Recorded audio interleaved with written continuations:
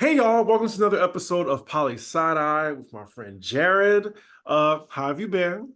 Been pretty good. Obviously, we just saw each other a couple days ago, so Oh, well, a few days ago. So yeah. right. Speaking from their point of view. Right. Well, we did the live episode not that long ago. That was what, only maybe 2 weeks ago. So Yeah. 2 episodes in the same month. Pretty. So we might be doing more of these, y'all, because as y'all know, the Bravo content is pretty slim. And yeah, I have more time now to do videos like this. So is the Bravo content usually slim around this time, or is it like things just in flux? Just around this time because so many of them are going on pause right now and they're finding like new cast members, and they had like at least five franchises on at the same time, and now it's just one at a time. I'm just like, how am I Uh, going to fill up all that space? I see. Well, I'm glad people are here for a little bit of educational content. Yeah. We like to have the ratchet moment, but we want people to learn them something too. Yes, I love diversifying my content. I just feel like it helps me stand out. Yeah. Well, I'm glad to be a part of that. So, So, speaking of the topic for this week's episode, we left it up to you. I had a poll up on my community page and I presented four different topics for us to discuss. The first was the attack on DEI, inflation slash the cost of living crisis, issues with the real estate market, and AI. And the winner is inflation and the cost of living crisis. follow the money. Yeah, I wasn't really surprised. I was thinking it was going to be either that or the attack on DEI, which I really do want to get into in a later episode. Yeah, I was thinking the DI thing too, just because it's been in the news so much lately. But I guess at the end of the day, like people are concerned about their coins. So, So yeah, with that said, look, I feel like it's every other day as a working adult, a hard working adult, I might add, that I'm just saying, damn, that's high. Or why is this like, why am I paying $6 for a bag of chips that I used to pay for like $2.49 back in the day for the gallon bag? And also like transportation. I remember living in New York, it was like maybe 250. when I first moved to New York, many, many moons ago, I won't tell y'all when because I'm not trying to age myself. But when I lived in New York many, many moons ago, it cost $81 for a monthly Metro card. When I left New York 6 years later, it had gone up to like 120 something or 130. It had gone up that substantially in under 6 years. Like transportation inflation has been out of control. And that's true. We'll get into like the different sectors. And the train runs the same. Nothing has changed but the price rising. It just made me call back to that guy who was saying like the rent is too damn high. Well, everything is high now. And I feel like everyone is noticing it, especially now. You can't not notice it. So yeah, and the thing that where the inflation has been the most is what's called like service inflation. So even though the cost of like groceries and food has gone up, really where you're seeing the most aggressive inflation has been in like the cost of education. So if you go to college, like tuition costs are through the roof. Health insurance premiums are up. Car insurance premiums are up. For the people who drive, you already know this. And these are things that you don't consume in the sense that they're not commodities in that way.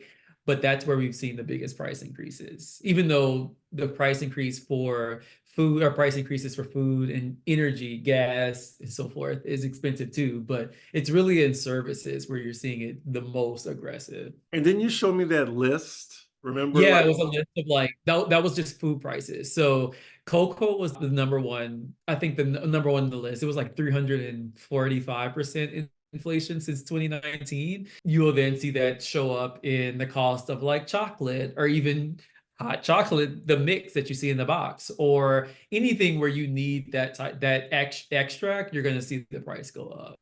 well, I don't have to worry about that being that I don't eat I know chocolate. you hate chocolate, but And then I just been seeing like you see the ripple effects of inflation and the cost of living just going up. Like the norm is having two jobs, sometimes three, just to Mhm. keep up. And Yeah. $100,000 a year is not a lot. especially living in New York. I was gonna say, yeah, especially if you live in like the major cities, or if you have children or a family that you have to provide off of one income or even two incomes in a lot of respects is not enough. And so what you're also seeing is there's a mounting debt crisis, and so consumer debt, and not just like credit card debt, but like medical debt, student loan debt, mortgage debt, like all types of debt has been steadily rising, especially in the last since COVID. But even before COVID, there had been a general trend in an upward direction. And so the inflation has just it's accelerated that because if the cost of everything is going up and people's wages aren't keeping up with the price increases, then people have to put shit on credit cards or I was just get a about to say that. personal loan or any things like that. Interest rates have been high for the last 3 or 4 years, the last 2 or 3 years. And so people are paying more in interest to take out that debt. So it's just it's a big shit show altogether. How does it affect people's mental states? What's the point sometimes? Like, I just can see like some people just getting frustrated. Like, okay, I have the education, but I'm still not getting hired, or what I've studied is useless now because AI is taking over my job. Yeah, and also to your point, like people are having to work extra hard or run even faster in the hamster wheel just to keep up with their standard of living. So that's the thing. Like people are working more, but they're not necessarily having anything to show for it because sure, they might be taking in more money, but if you have to pay out more of that income in rent, God forbid you have to, get sick and have to have some type of procedure, but if you have to pay for all of those things, even if your wages are going up, you're not going to really feel like your actual condition has changed because you're having to pay out more for everything. So it's just and so hopefully today I can try to offer a little bit of context as to why it is this way because it doesn't, as I've told you over and over, it doesn't have to be this way. This is the result of specific policy choices that people in power are making. And my last example is just it feels like expendable income has drastically lowered. And you see like all these people going on tour. And this has been like the first time where people have just been telling Beyonce, don't go on tour. I don't have it. It just feels like there's at least 12 mainstream artists going on tour at the exact same time. Yeah, well, artists are, I mean, especially if you are like someone just starting off or don't have a really big discography, you're not making money from the actual music. So like the only way artists can really make money now is through touring. And so for them, it's also a financial, I mean, Beyonce doesn't have to go on tour. It's not like if she doesn't go on tour, she's gonna be hurting. But for smaller artists, like that really is the only way they can make money. And so you're starting to see everybody go on tour because streaming doesn't really make any money for anybody. And so they don't really have any other choice. So, starting off, what is causing the rise? And will it stop or will it just keep getting higher? Yeah, so this is a good question. And so I think the way to think about inflation is so the way the media talks about inflation, they just makes it sound like it's something that just falls out of the sky. Like there's nothing we could do about it. It's just, it's nature. Like, this is just the way the economy works. But the thing is, like, inflation isn't natural. It's a result of a host of conditions. Sometimes things that are within our immediate control, some things that are just a result of like broader geopolitical circumstances. So I'll give you a concrete example.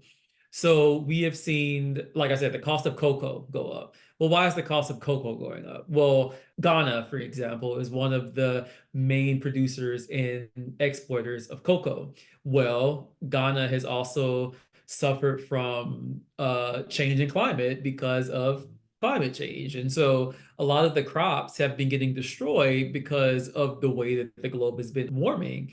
And so as a result of that, they have not been able to export as much cocoa as they historically have been able to because of the way that climate has changed. And so because a lot of those crops get destroyed, you have a low supply. And so obviously a low supply, you have a lot of countries that are competing for what is a shrinking supply of cocoa. And so what ends up happening is that the price of that cocoa goes up because people want it and there's a smaller like supply of it. So sometimes it's not just, so you'll see in the media where the news will be like, oh, it's just all like corporate greed, which there is a lot of that. There is a lot of corporations are jacking up the price because they know they can. So I think one good example of greedflation, as some people call it, is like the airlines.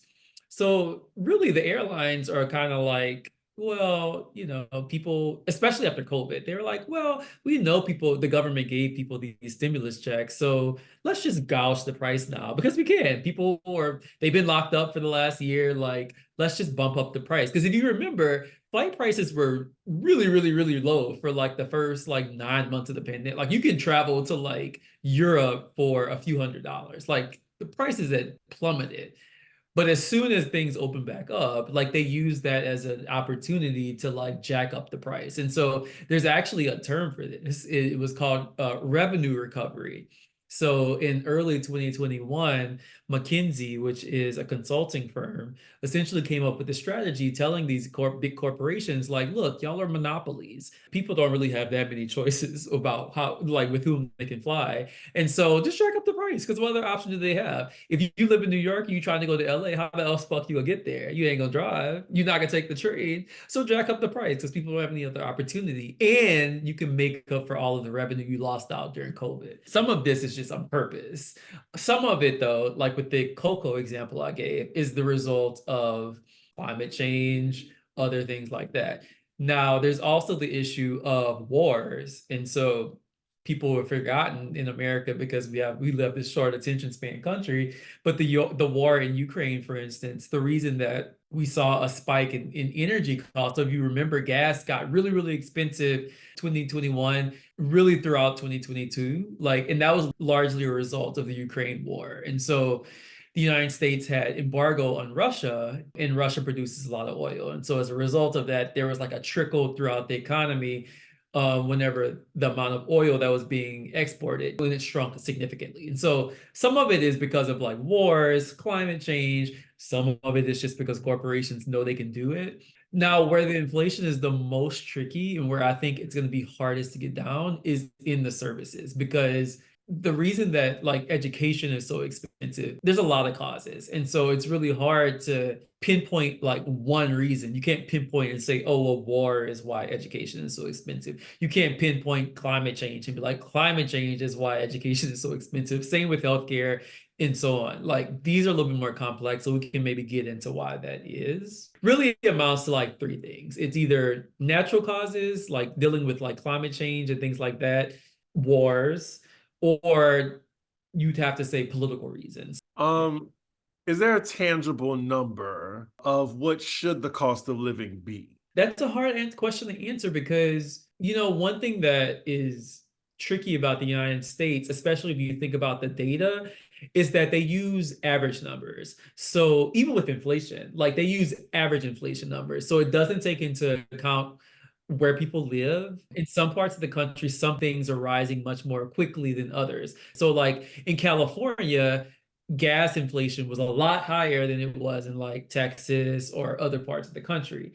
And so for some things, like it also is region specific too. So it can be kind of hard to make sense of everything if you look only at the nationwide level. You kind of have to tease it apart and look at different regions. And in cities, some things are more expensive than in rural areas and vice versa. So it just kind of depends. It gets a little tricky to just make sweeping generalizations. Has minimum wage changed from I think like 7.25 an hour? Like there's still some place. No, so the federal minimum wage has been the same since 2009, I believe it is.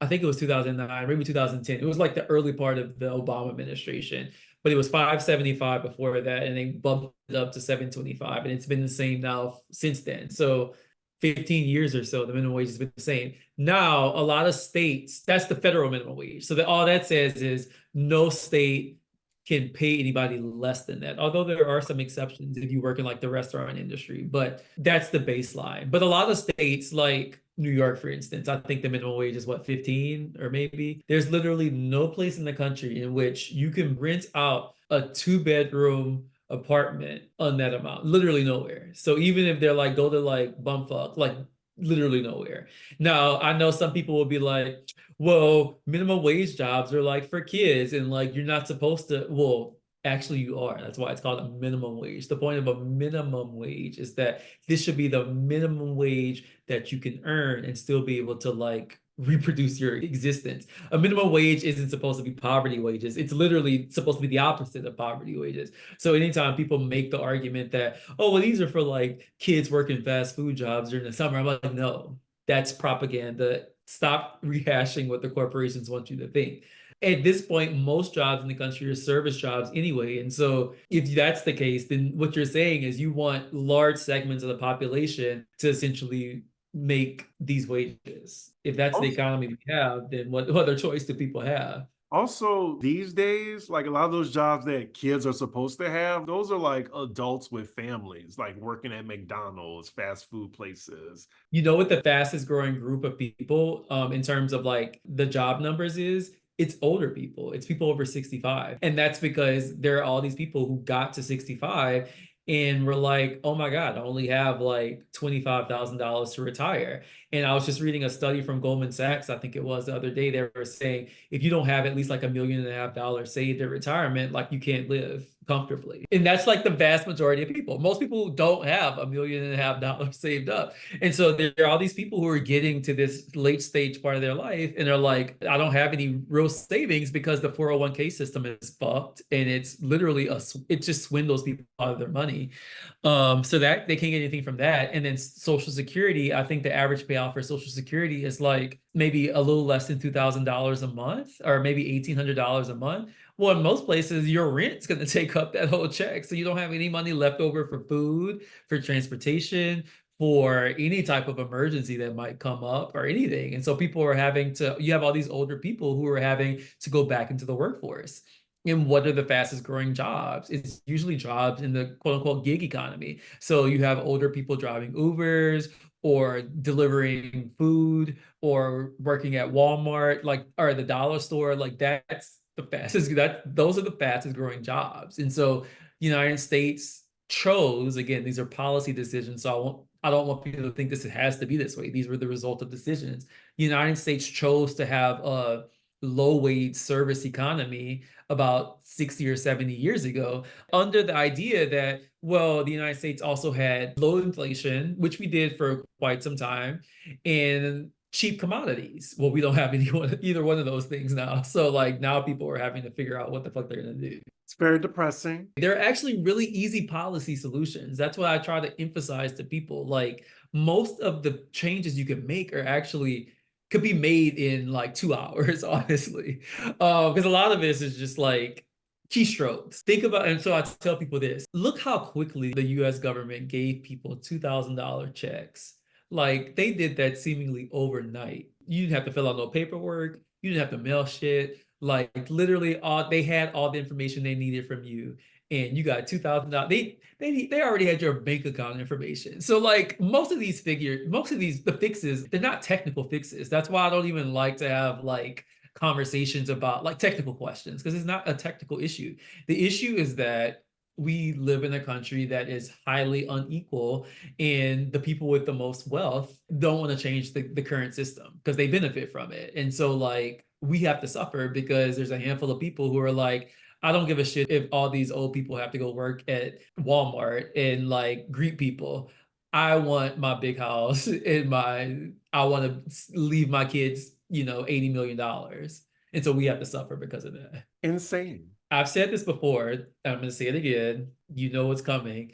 The whole point of capitalism is so a handful of people, and I do mean a handful of people do not have to labor, but can consume our labor so that they can become wealthy. That's literally the whole point. Why is it that we have to toil while a handful of people at the very top can essentially live off of our labor? And that's a political question. It's not a technical question. So, speaking of that, from what you've been reading and just the temperature of the average voter, are people thinking this is Biden's fault? Is it Biden's fault or was it like put in place for when Trump was president? It's really neither of their fault, honestly. Like To blame Biden or Trump for this would be really very elementary, in my opinion, because it's way more deep-seated than that. So, like, the reason the United States is really suffering from this inflation right now is because, okay, if you look at the economy of the United States, what are like the main industries of the United States economy? It's real estate, it's finance, it's insurance, it's those types of healthcare. Healthcare is a huge industry in the United States, which is a reason that the healthcare industry, the pharmaceuticals, the hospitals, that why they fought so hard against any type of reform, because these industries make a lot of money from people getting sick, essentially. I hate to be like really dire about this, but when people are in and out of the hospital, like the profits of the insurance companies go up. And so like they have an imperative to like not change the system. And so for them, the price going up is actually a good thing because that means they can make more profit. And so it's very sinister, but again, like we have an economy in which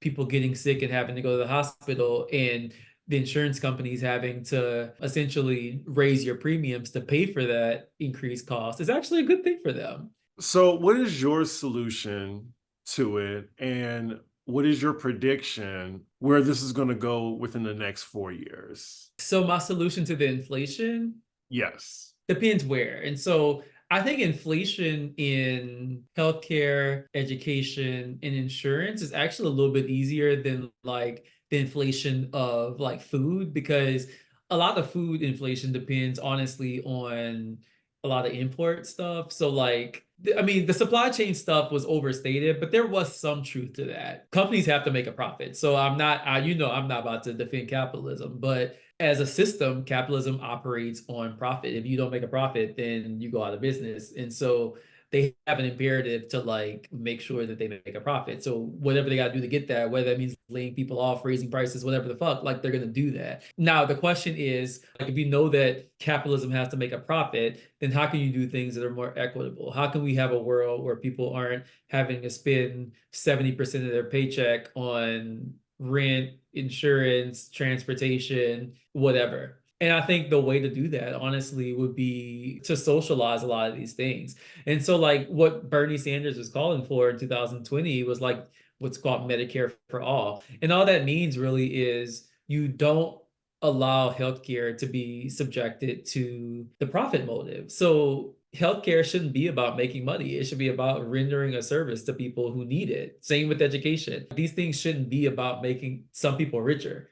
And so that's easy to do. Like the United States can print its own money. So just print money and give it to people like we did during COVID. It's possible. Like again, that's not a technical question. That's a matter of politics. Like who gets to control the agenda? And wealthy people don't want to do that because they know that if you give people who have to work for a living, or you make it easier for them, they're going to be less inclined to work for you, or at least not work as hard as they once were. And you saw it during COVID. Like one reason I kept saying that during the pandemic, there was this push to get people back to work was because people in power understood that people were starting to recognize that this whole way of existing was ridiculous. And I met so many people who quit their jobs, started new careers, new hobbies, all kind of things that they enjoyed more because they realized that the whole rat race was a mess. And so wealthy people don't want you to realize that. They want you to stay in the rat race because again, they depend on our labor to live essentially. And so like if we labor less, that means wealthy people will actually have to work and they don't want to work because that's why they have the system. So what I would say is it would require us, people who have to work for a living, to say, fuck this, and either start a union or it's your job. In some places, it's gonna be harder to do because some states have aggressively anti-union laws. But if you are in a pro-union state, or at least a state that's not anti-union, for instance, I'm in a union at my university.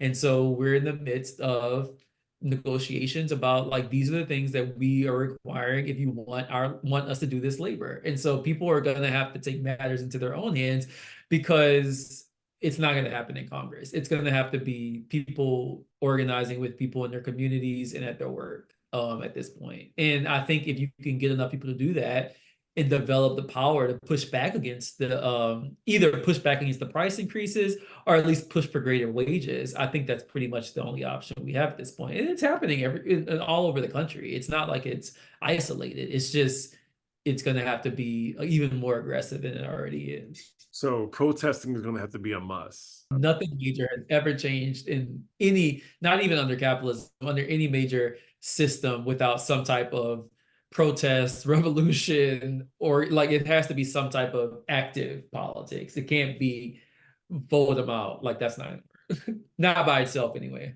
So you're saying more socialization of services. Yeah, because if you let healthcare be driven by the profit motive, then there's a structural imperative for insurance companies, for hospitals, for everybody, just keep raising the price. All socialized means is that it's not driven by the profit motive. So you're doing it to provide a service to people who need it, not to do it to, it's not a business. And so what I'm saying is that if we didn't have healthcare or education or insurance, if that wasn't a business, they wouldn't operate as businesses. And so some things I believe shouldn't be operating as businesses. And I think that would go a long way to addressing most of the inflation in the United States, because as I said before, most of the inflation is in services. It's not in goods. Now, we haven't talked about housing. That's a big one. And housing is doubly tricky. And the reason that housing is so tricky is because we live in a country where there's a number of people who make so-called passive income for housing. If you have passive income, I always tell people, where do you think the money is coming from? If it's coming from somebody. So passive income is definitely a zero-sum game. If you are paying rent, that means it's going to somebody. If it's leaving you, it's going to somebody. That means that you don't have anything expanding. You're just moving money around. And so the more unequal the society gets, the more you have people who have to pay rents because they can't afford to become property owners, having to pay their rent to people on the other side of that equation. And so again, housing is a little bit trickier because we live in a culture where people want passive income. And I understand it. Like, I don't think people understand how destructive it is, but I can understand how, as an individual, you would want passive income. But that money doesn't come out of thin air. It's coming from somebody. And so that one's a little bit harder. But I think for this, for the most of the other services, I actually think that's a pretty relatively easy fix. If you socialize those things. But also, are you saying that as long as capitalism exists, the cost of living is just only going to get higher? Well, yeah, absolutely. Because capitalism as a system has to grow. So people are like, why these corporations, why can't they be satisfied with enough? And I'm like, because then it wouldn't be capitalism. The whole point of capitalism is to keep growing. You have to have more than you had the last quarter. Like that's literally the basic assumption of the system. And it's not even a matter of just greed. It's a matter of if you don't bring in more than you brought last month, that's going to be a problem because how are you going to pay people? How are you going to pay for materials? How are you going to pay your rent? Like it's if the cost of everything else goes up and you are not bringing in more than you brought in last month, you're going to fall behind. I mean, it's the same thing for individuals. So like individuals in a lot of respects are just like a lot of businesses in the sense that if what they bring in is less than what they have to pay out, they're either going to have to go into debt or pretty much be bankrupt. Like that's the only options. The only issue with that is that we offer bankruptcy protection for corporations and big businesses here. But if you're an individual struggling, you're kind of on your own. Well, it sounds like you got to laugh to keep from crying. So I think that was all my questions. I mean, I feel like the prediction is easy. Like it's not going to get any better anytime soon. I'm sorry to like not get anyone's hopes up, but I mean, I feel like it's only going to get higher. Just got to deal with it. There are things that people can do. It's gonna be more localized though. Like I said, you're seeing people unionize all over the country. And so I think that again, most of the efforts are gonna have to come from the local level. So if you live in a state where you can unionize and there's a union at your job, you should join it. If there isn't a union at your job, talk to other people about how you can organize and start one. Like this isn't, it's not rocket science. That you have to fight back. Like at this point, we're at a point where essentially we're in a sinking boat and people are just rearranging the chairs, except the wealthy people are making sure that they get the best chairs and stay as far away from, I guess, the edge of the boat as they possibly can and kick the rest of us down. And so what I'm saying is like, it doesn't have to be that way. We can cooperate and plug the hole, but wealthy people don't want us to plug the hole because they know if we plug the hole, then like they're not going to have us to exploit. And so that's why there's strength in numbers. Like people have to organize and join and work with other people. Like you can't do that in your own individual capacity, and you can't vote your way out of it. Yes, there are some elected officials who are maybe a bit more sympathetic towards what you want, but like other than that, like you can't depend on them. I feel like be that as it may, at the end of the day, it's all gonna take time to happen. Oh yeah. Well, as somebody who studies a lot of history, like things don't happen overnight. Like we didn't get here overnight, and you're not going to be able to fix everything overnight. So you just gotta chip away.